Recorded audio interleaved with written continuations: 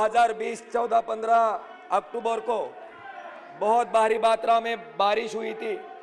जिसकी वजह से पशुओं का, खेती का और फसल का, किसानों का 100% नुकसान वहाँ पे हुआ था। सर, मैं मंत्री जी से पूछना चाहता हूँ कि 14 और 15 अक्टूबर 2020 को बारिश होने के बाद केंद्र से जो एक डेलीगेशन वहाँ पे सर्वे करने के लिए गया था, वो लगभग 2.5 महीने बाद यानी 21 दिसंबर को टीम गई थी। सर, उस टीम ने, मैंने मेरे चुनाव क्षेत्र में खुद जाके देखा है कि किसानों का 100% नुकसान हुआ था।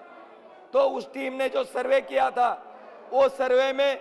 वहां का नुकसान कितने प्रतिशत बताया है? कृपया मंत्री जी इसका जवाब दें। माननीय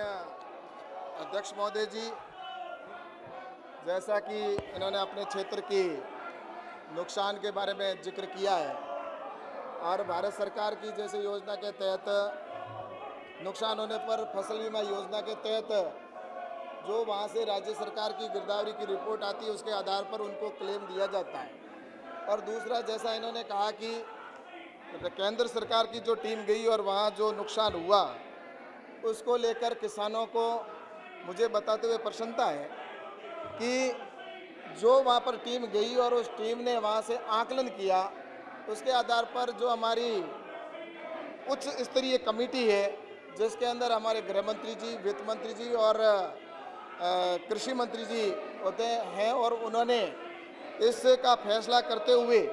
और कर्नाटक, महाराष्ट्र और राजस्थान के किसानों को वो एनडीआरएफ फंड से पैसे उपलब्ध करवा दिए गए हैं। और इसके तहत महाराष्ट्र के अंदर 701 करोड़ रुपए स्वीकृत किए गए और वहीं राजस्थान में 113.69 करोड़ रुपए स्वीकृत किए गए। वहीं कर्नाटक के लिए भी 729.3 करोड़ रुपए एनडीआरएफ फंड के माध्यम से किसानों को उपलब्ध करवाए जाएंगे। तो निश्चित रूप से मैं कह सकता हूं कि प्रधानमंत्री जी जिस तरह से किसानों के लिए कल्याण के लिए काम कर रहे हैं, वहीं पर आज मैं देख रहा हूं विपक्ष जिस तरह से किसानों के इतने महत्वपूर्ण मुद्दे के ऊपर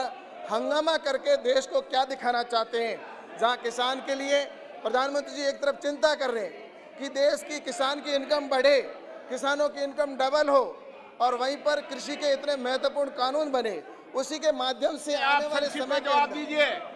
माननीय मंत्री जी। लेकर और उत्पादन तक का काम की चिंता की जा रही है, और वहीं पर ये लोग